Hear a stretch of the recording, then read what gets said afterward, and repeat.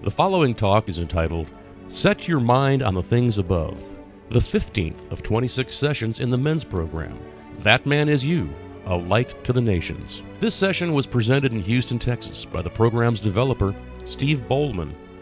And I'd like to walk you through an example of some time when it was not all about me. And it wasn't all about just this carefree whatever. Walk you through an example that is all about teamwork, and it's all about discipline. You know, Darrell Royal, who was, of course, most famous for his national championships there at the University of Texas and putting that program, on the stellar path that it's on, was an All-American under Bud Wilkinson at the University of Oklahoma. And Darrell Royal said there are only three numbers that you need to know about Bud Wilkinson: 31-0, 16-4-2, and 47-0. Over the course of about a decade, he went 31-0. Then he had two bad years, and two bad years were defined as 16-4-2. That's an 8-2-1 season. That's a bad year for Bud Wilkinson. And then he followed that with 47-0. Well, if you look at Bud Wilkinson, he led Minnesota to 3 national championships as a player. Then he led the college All-Stars to a victory against the NFL champions, at that time the Green Bay Packers. As the head coach of Oklahoma from 1947 to 1963, he was 145, 29-4, and he had 3 national championships, 14 conference championships, and that 47-0, that last of Darrell Royal's 3 numbers, was the longest winning streak in college football history, and it is one of those numbers that people think will truly never be beat. Well, if you look at that, Bud Wilkinson had a code of conduct. And that code of conduct was all about discipline. He used to say that the will to prepare is the juncture of where it all happens. It's about the player who can get out of bed at 6:15 in the morning when he is sore and he's stiff and he does not want to practice. But he goes to practice, and he gears up and he does his best totally in every drill of that practice. The will to prepare is what develops a discipline and the know-how that transforms itself on game day until the will to win. Well, Bud Wilkinson was famous for this will to prepare, and his practices were scheduled literally to the minute of everything that was going to happen, and that practice ran according to that schedule. And yes, it was a tough practice, and he put the discipline and the teamwork into a group of men that not only could they go 47-0, they could step it up when it was needed, pull it out by working together when it was needed. A particular example of this, will to prepare, the will to win, happened in Norman, Oklahoma on September 25th, 1954. Oklahoma had won 10 of those 47 games. They entered this particular game against TCU, Texas Christian. They were 1-0, and they were ranked number 1 in the country. TCU was also 1-0. They were ranked number 20 in the country.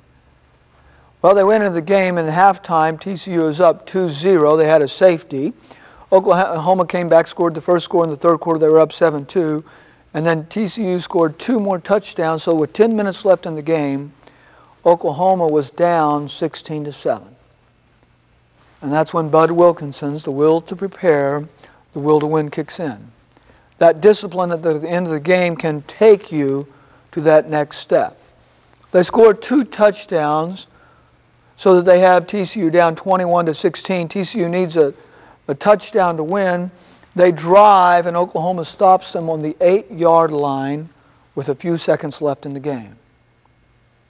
Oklahoma won that game, and going into that game, Bud Wilkinson had promised his men, this is the toughest game we'll play all season. They're a great team, and they won't let up until the final gun. But win today, and we'll keep winning for a long time. That was number 11. They didn't lose for almost 3 more years.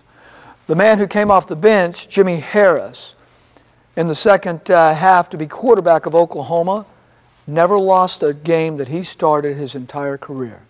You know, I grew up in the days of the UCLA Bruins winning streak under Bill Walton, when they said that he may never lose. John Wooden was the coach.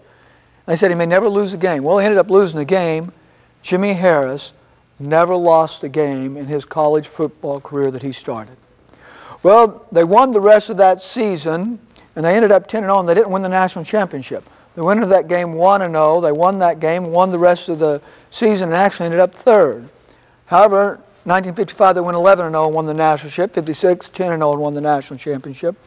And then in 1957 they were 7-0, number one in the country. And Sports Illustrated ran a story saying they were unbeatable. They lost that next week to Notre Dame in the 8th game and then won the rest of that season to finish 10-1. Bud Wilkinson, the will to prepare, the will to win. And it wasn't about me. It was about teamwork, and it was about discipline. The will to win, the will to prepare, the will to win. But I should let you know that on that particular Saturday afternoon, back there in September, there was another code of conduct that was active on the field that day that actually was just important in Oklahoma's victory over TCU. And that is, Oklahoma was up 7-2 in that third quarter. They'd come back for that first touchdown in the second half. And TCU had the ball and they were driving. And then TCU quarterback Chuck Curtis hits halfback Ken Weinberg for a 38-yard touchdown to put TCU up 9-7. The referees raise the hands, the scoreboard changes, and then something's witnessed that you'll rarely ever see. TCU team captain Johnny Crouch ran out to midfield and he got the field judge Donnie, and he said Weinberg didn't catch the ball, he trapped it. The TCU captain ran out there and said, we don't deserve that touchdown, we didn't get it. Sports Illustrated wrote up and said the most amazing development prevented rather than instituted an upset. TCU attempted to pass into the OU end zone and was credited with a touchdown, but TCU captain Johnny Crouch honestly confessed that the ball had bounced before it was gathered in, thus in the end enabling Oklahoma to win. At the end of the day, Oklahoma's 47 winning streak isn't so much about Bud Wilkinson's will to prepare, will to win. It's about a young man who thought telling the truth was more important than a national championship. He was willing to do that at that time in front of 55,000 people on Saturday afternoon and all of his teammates when the national championship was already on the line. That young man had his mind set on the things above. It wasn't about success. It wasn't about me. It was about the things above.